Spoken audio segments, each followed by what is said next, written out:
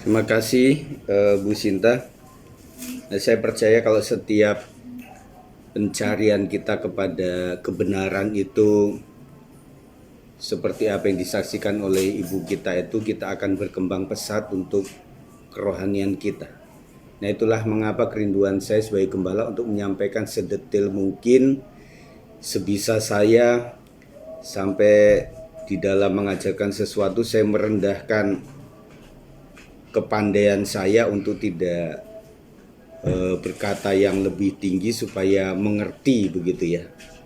Nah, puji Tuhan. Nah, ada beberapa yang memang menjadi pelajaran di minggu ini, materi dalam khotbah, kemudian dalam panduan komsel, dan malam hari ini juga saya bisa melihat memang tadi begitu Pak Gembala sampaikan ya tidak. Makanya kadang-kadang saya agak frekuensinya saya atur supaya teman-teman tidak kagok waktu saya ada begitu ya, supaya bisa menyampaikan sebagaimana pertumbuhan yang mereka mengerti begitu ya. Nah, itu yang kadang saya frekuensi supaya tidak selalu hadir dalam komsel supaya berkembang begitu ya. Puji Tuhan, saya bisa mengukur bagaimana tingkatan dari ibu kita, Ibu Sinta, untuk mengerti kebenaran yang disampaikan. Dan saya sangat senang dan bersuka cita untuk itu semuanya, dan saya berharap, saya berdoa kepada yang lain juga bisa pencariannya luar biasa.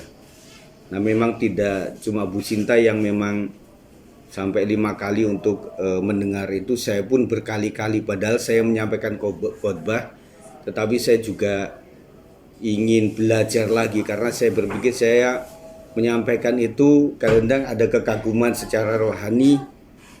Wah, saya kok bisa berkata begitu ya, ini hikmat yang dari mana begitu ya. Ya, supaya ya ada saja kan. Baik, saya tambahkan saja, ini saya rekam juga. Jadi terima kasih ya Bu sekali lagi.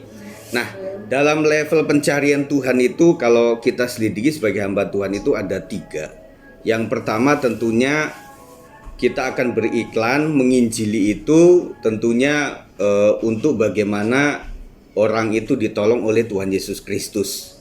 Oleh sebab itu dalam KKR itu tentunya ada satu makna pengajakan yang merupakan itu adalah, oh ya, Yesus bisa menolong. Tentunya Kristen awal seperti itu. Dan saya melihat pelayanan Yesus juga dimulai daripada kebutuhan daging yang disebut makan minum, kemudian mujizat-mujizat untuk kebutuhan keluarga. Oleh sebab itu kalau kita mengadakan satu action mengundang makan itu masih alkitabiah. Tetapi nanti masuk kepada level orang itu ketika sudah merasa lebih dewasa lagi, masuk level kedua itu adalah mencari surganya Tuhan. Meskipun dalam level dewasa mencari surganya Tuhan ini juga agak masih salah motivasinya. Karena berarti kalau seandainya surga itu tidak ada pada Yesus, mungkin dia akan cari yang lain gitu loh. Karena surga yang dicari kan. Tetapi level yang ketiga itu adalah cari pribadinya. Nah, bedanya cari surga, pertolongannya, dan pribadinya apa? Kalau cari surga itu adalah ya sudah mulai Tuhan arahkan kepada kedewasaan, makanya Tuhan itu mendewasakan pribadi pada saat murid-murid diajak setelah bersekutu dengan Tuhan, sampai hentakan, teguran terhadap Petrus, keluarlah iblis, hardikan itu sesuatu yang keras. Dan kemudian di konteks lain Paulus itu tetap dibiarkan duri dalam daging, itu dalam konteks supaya hamba-hamba Tuhan ini mencari pribadi Tuhan gitu loh. Jadi bukan kepada pertolongan itu gitu loh. Nah, inilah level di mana kita itu di semua musim kehidupan kita, apapun itu tetap cintaku kepada Tuhan Yesus Kristus. Nah, ketika meninggalkan kasih mula-mula ini sangat jatuh dalam. Karena apa? Dia tinggalkan kasih kepada Kristus pribadi, dan kemudian dia akan tidak menghiraukan toh banyak anak-anak Tuhan itu yang memang terkena sakit dan kemudian hidup sulit dan sebagainya.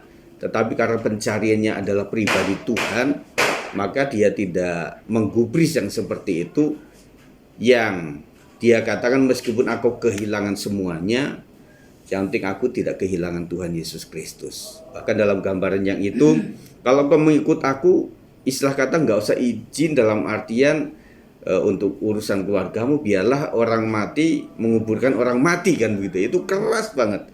Itu level dewasa. Kita nggak bisa ngomong kepada yang masih jiwa baru, nggak bisa. Ya kita bilang seperti gembala kepada jemaatnya, Pak Gem, ya udah silakan saja.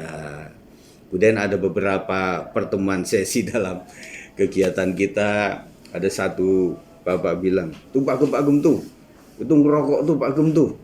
Ya saya bilang, ya biarin saja. Ya, tetapi apakah betul itu biarin sajanya? Kan dalam proses waktu semoga karena kesadaran yang dibuat-buat atau karena takut itu malah nggak murni gitu loh. Aduh ada Pak Gembala sembunyiin gitu loh. Itu malah nggak murni karena kita pengennya adalah secara kesadaran sendiri.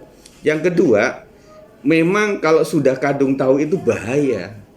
Nah saya bersyukur Ibu bisa menangkap ini bahaya banget dan mungkin saya akan sounding berulang-ulang. Kalau kadung sudah baca, sudah kadung mengerti, melihat, kita nggak usah cari kehendak Tuhan yang terbaik untuk kita lakukan. Apa yang kau lihat di muka kamu, dan kamu bisa membereskan itu, bisa lakukan itu yang terbaik, kamu tahu itu dan kau tidak melakukan itu bisa bersalah. Ya kan dalam materi yang terakhir itu kan dalam ayat itu kan dikatakan kalau engkau tahu yang baik dan kau tidak melakukannya, itu berdosa di hadapan Tuhan. Berarti kita banyak dosa. Oh iya. Oleh sebab itu, nah gini. Jadi kalau kita sudah tahu kemudian kita jalankan, kita akan diberkati oleh Tuhan. Kalau kita tidak jalankan, kita berdosa. Kalau enggak tahu, ya kita masih aman, masih diampuni. Ya namanya enggak tahu gitu loh. Tetapi saya bilang saudara sekalian, kita punya banyak media yang mensonding informasi. Tidak mungkin lah. Kalau mamanya tidak melihat informasi, anaknya kan tahu begitu loh. Kasih tahu, mah ada Google Meet nih, mah ada ini WB ini, nah begitu loh. Jadi lah kalau kita tahu terus kemudian keadaannya kita tidak bisa melakukan, bagaimana Pak Gembala? Nah kembali kepada saya bicara tentang saksi dan bukti. Ngomong kepada Gembala, pimpinan Komsel, maaf ya Bu, maaf Pak, saya nggak bisa hadir. Saya tahu kok kegiatan ini ada, saya nggak bisa hadir karena ini itu. Nah itu kan menunjukkan bahwa Anda tahu tetapi nggak bisa. Nah artinya ya masih dalam tahap pengampunan karena ya memang nggak bisa, nah begitu loh, kecuali tidak ada kabar, nah itu menjadi salah. Nah yang ketiga berbicara mengenai menempel atau lahir baru tadi, memang saya boleh katakan kalau orang dalam Kristus tidak usah doa-doa Tuhan berikan kesabaran, berikan kesetiaan, berikan kemurahan, berikan penguasaan diri ya Tuhan. Enggak. Kalau orang sudah nempel lahir baru, Tuhan ada di dalam hidupnya. Itu seperti ada magnet.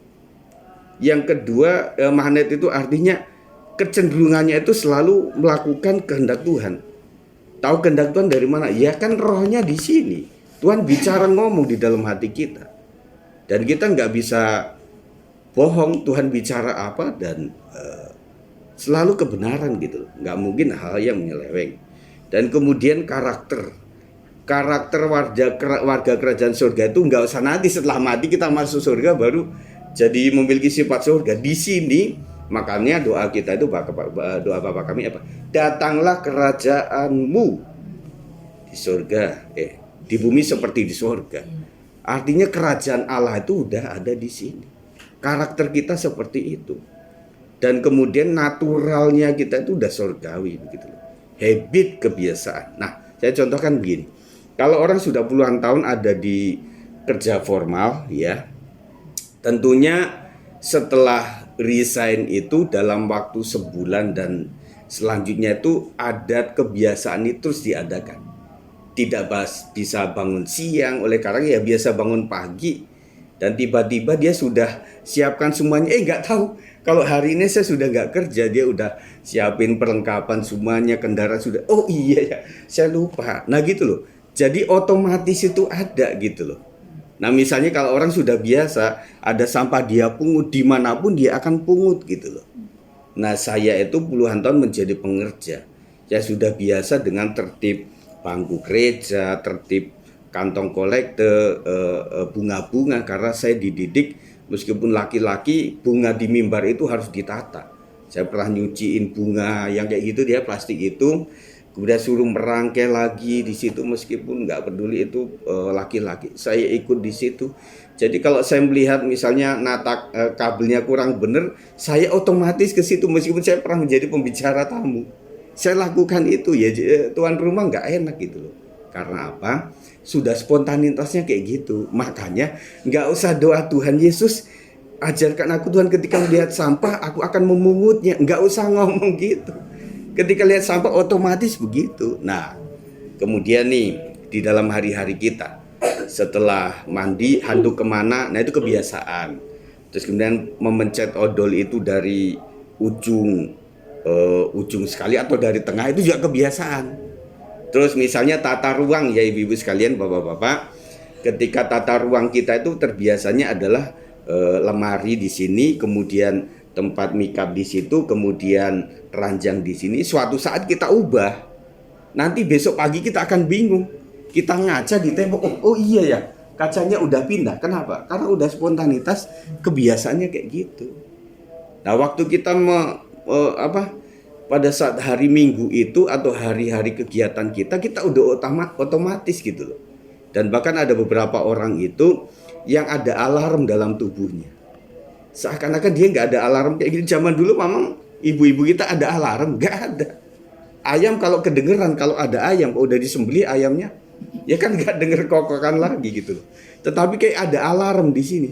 Nah kalau anak-anak sekarang alarm ada 3, itu nggak ngaruh, tetap aja ngorok. Nah begitu ya. Nah artinya bahwa kalau kita memang naturalnya, habitnya kita udah di dalam Kristus, siapapun tidak pandang kita akan pengen nolongin gitu loh. Ketika ada anak kecil yang mendatangi kita, senyum sama dia loh. Karena kebiasaan saya kan memang mengajar sekolah minggu. Siapapun anak itu, makanya kalau saya ketemu anak-anak di mall atau di mana itu, mereka seneng sama saya dalam artian mimik saya menunjukkan itu gitu loh. Cuma kalau ada orang tuanya saya nggak ini, dikira pencurian anak nanti ya. Ya udah saya agak gitu. Itu artinya spontanitas maksud saya. Jadi saya boleh sebutkan itu bisa otomatis ya. Nah ketika kita sudah sangat otomatis ya, ketika Tuhan menggerakkan kita doa begitu. Jadi makanya sebenarnya buah roh itu, kalau Roh Kudus kita minta. Tetapi kalau buah roh itu otomatis gitu loh. Cuma kita mau lakukan atau enggak gitu loh. Ada gerakan kemurahan ada, tetapi kita lakukan atau tidak itu. Tapi di sini ya sangat kuat gitu daripada mengancamnya atau menghukumnya atau lebih mengasihinya. Tentunya kita akan lebih tinggi dikasihnya. Yang terakhir ya, yang keempat, ketika kita melawan dosa, bagaimana itu ya? Sesekali kita bisa kalah, ibu sekalian, bapak sekalian. Jadi memang kita dalam usaha, tetapi status kita gini, kita itu adalah orang benar yang sekali-kali salah, gitu. Bedanya di situ. Nah, makanya karakter warga kerajaan surganya itu meskipun kita ada di daging itu masih dominan dalam artian gerakan untuk nyuri ada gitu loh. Tetapi sempat nyuri, ya sempat lah. Tetapi nggak dilakukan terus-menerus, itu bedanya gitu loh. Jadi makanya orang yang di dalam Kristus dan dia diganggu iya, digodang iya, tetapi lebih banyak benernya. Nah karena sekali melakukan itu langsung di sini goncangan, aduh Tuhan saya rasa salah banget gitu loh. Kalau kita salah dikit kalau di hadapan Tuhan, kalau orang dewasa rohani itu udah getar di sini saudara. Kita bohong dikit aja getar di sini. Makanya saya tuh kalau mau ngeprank orang nggak betah lama, bapak ibu saudara sekali, nggak bisa lama. Saya akan ketawa gitu loh. Tetapi ada teman saya ngeprank itu sampai lama bisa. Saya nggak bisa. Apalagi sama istri, kalau dia sudah tatap mata saya udah, itu udah dia. Ayo, bener nggak? Bener nggak? Waduh, saya nggak kuat di situ. Saya akan ketawa di situ gitu loh. Nah, contoh ini adalah kalau kita itu murninya memang orang suka yang benar itu memang nggak bisa. Nah, terakhir saya kasih contoh di Margonda itu kan ada beberapa putaran yang itu pertigaan Ramanda sama setelahnya. Kalau dari Siliwangi itu kan ada, itu kan nggak boleh tuh. Itu kan ada markanya nggak boleh. Tapi orang kok muter terus ya. Nah kadang-kadang ada yang ngusulin ya puter aja sama kayak angkot itu kayak itu ya. Saya selalu teringat peristiwa di Dewi Sartika. Kalau saya sebagai orang benar jangan nyoba salah. Orang itu bisa lolos, bisa jadi waktu saya muter saya kena. Makanya saya sampai ujung tuh, sampai deket apa itu ya, perumahan apa, Pesona. Nah, saya mesti ke situ terus, meskipun macet kayak apa. Nah itu namanya habit. Kalau habit itu nggak bisa kalau sudah ada. Kecuali saya nggak lihat marka, kemudian saya muter ya sudah, minta ampun Pak Polisi, saya memang nggak tahu. Meskipun polisi nggak percaya, saya nggak tahu. Memang ketutupan pohon kan. Orang luar kota nggak tahu itu ada marka begitu. Nah kalau sudah kadung tahu itu nggak boleh, wah itu buat saya magnetnya lebih kepada jangan lakukan itu. Nah gitu loh. Jadi sebenarnya dalam tuntunan Roh Kudus Tuhan itu kita itu dikasih kekuatan lah. Kita nggak sempurna, yes, ya. Tetapi akhirnya teman-teman sekalian kabar bahagianya, kalau orang sudah ada dalam Kristus, orang benar yang sekali-kali salah tidak sampai kepada dosa menghujat Roh Kudus. Makanya dikatakan bahwa orang di dalam Tuhan bisa salah, tetapi bisa tidak terhukum. Oleh karena apa? Dia cepat sadar gitu. Dosa Daud kayak apa itu? Tetapi cepat sadar gitu. Nah, inilah yang saya kagum sama Tuhan kita, bahwa Dia itu adalah pengampun. Yang pertama nilainya pengorbanan Tuhan tidak pernah sia-sia. Iya, dalam artian kita dituntun terus. Kita nggak sempurna, Tuhan tahu itu. Oleh sebab itu Tuhan masuk ke dunia untuk mengorbankan dirinya. Jangan sampai saja berdosa menghujat Roh Kudus. Nah, kalau dosa menghujat Roh Kudus itu definisi yang paling sederhana itu adalah sesuatu kesalahan yang nilainya dia sudah tahu 100%. Yang kedua dia lakukan berulang-ulang sehingga menjadi gaya hidup. Itu sudah mendustai Roh Kudus, itu sudah dengan sadar mengecewakan Tuhan. Anak kita mengecewakan kita, ya. Kita mengampuni, ya. Tetapi kalau menjadi habit setiap itu mecahin piring, setiap hari mecahin piring, lama-lama kita juga berpikir ini anak gak bisa diampuni. Kita titipkan di panti asuhan. Karena apa? Kita sudah gak bisa mendidik lagi. Nah puji Tuhan, itulah kebenaran yang selalu berkembang yang kita boleh dapat daripada kebenaran firman Tuhan. Oleh sebab itu, marilah kita menempel kepada Tuhan. Tentunya kita akan punya magnet, habit, kecenderungan untuk selalu yang baik. Meskipun ada dorongan seperti kata firman Tuhan, yang aku pikirkan itu seringnya yang baik. Tetapi yang jadi apa? Yang jahat yang kita lakukan. Oleh karena apa? Ya itulah manusia daging kita. Tetapi yang penting buat Tuhan adalah kau jangan sampai menjadikan itu kebiasaan yang terus menerus, yang artinya sudah menjadi gaya hidup, sudah menjadi kehidupan. Itu yang sangat menyakiti hati Tuhan. Disebutnya bebal.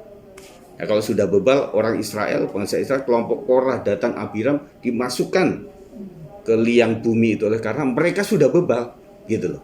Sudah dikasih tahu beberapa kali, tidak mau taat. Nah, tentunya bersyukur ya kalau kita sekali-kali salah ada duk begitu. Bahaya kalau orang sudah bersalah nggak ada rasa duk. Wah bahaya, berarti kamu sonanya sudah tidak ada Roh Kudus di dalam kamu. Tetapi kalau kita masih ada rasa, aduh Pak Gembala, aduh sorry ya, maaf, gimana ya, saya sudah berusaha. Nah itu ada pengampunan. Tetapi kalau orang sengaja juga leha-leha saja, tidak ada rasa bersalah, wah berarti Roh Kudus ada di mana begitu loh. Jadi gak ada kesadaran itu. Puji Tuhan, mari kita terus ikuti. Saya juga belajar daripada Roh Tuhan untuk bisa menyampaikan sesuatu itu. Nah puji Tuhan lah kalau memang bisa mendewasakan kita. Dan tambahan ini mungkin nanti saya akan sampaikan ke jemaat secara luas. Ya, puji Tuhan itu saja. Mari kita akan berdoa di hadapan Tuhan. Terima kasih Tuhan yang baik, kami bersyukur untuk waktu yang Tuhan berikan. Kami percaya bahwa kami bertumbuh sehingga menjadikan Tuhan bukan sekedar penolong yang kedagingan, kebutuhan-kebutuhan tambahan. Kami sudah ditolong Tuhan, menjadikan kami dipanggil, dipilih, dan biarlah kami setia karena pengorbanan Kristus yang luar biasa atas kami. Dan biarlah kebenaran firman Tuhan yang tersampaikan ini boleh mengena ke dalam setiap hati jemaat Tuhan. Hamba merindukan supaya kami sama-sama bertumbuh dalam iman kepada Tuhan. Ampuni setiap kami akan kesalahan kami, dan kalaupun kami melakukan hal yang salah, kami cepat bertobat di hadapan Tuhan, supaya tidak ada celah iblis untuk mengikat kami, sehingga membuat kami susah untuk keluar daripada kebiasaan-kebiasaan jahat. Jangan sampai kami menghujat Roh Kudus yang menjadikan kesalahan kami tidak terampuni. Terima kasih ya Tuhan, ada tanggung jawab yang besar ketika kami tahu apa yang baik, dan kami harus tetap melakukan yang terbaik. Terima kasih, diberkatilah setiap kami yang mendengarkan kebenaran firman Tuhan, diberkati dalam kuasa firman Tuhan. Dalam nama Yesus kami mengucap syukur dan berdoa. Haleluya. Amin. Puji Tuhan.